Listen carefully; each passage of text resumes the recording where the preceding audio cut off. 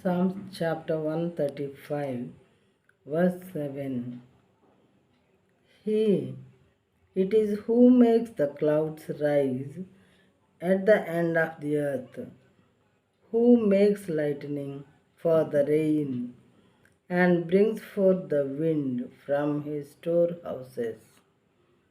బూదిగంతముల నుండి ఆవిరి లేవ చేయువాడు ఆయనే. వాన కురియునట్లు మెరుపు పుట్టించువాడు ఆయనే. తన నిధులలో నుండి గాలిని ఆయన బయలు వెళ్ళ చేయును. Nowadays we see wind storms or tornadoes. Terrible wind it is.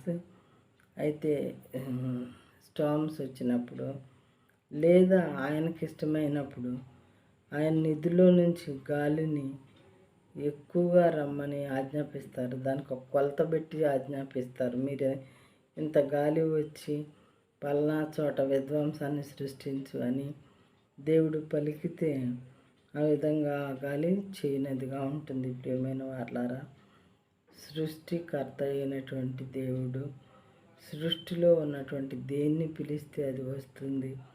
దానికి దేవుడు ఏది ఆజ్ఞాపిస్తే ఆ పని చేస్తుంది.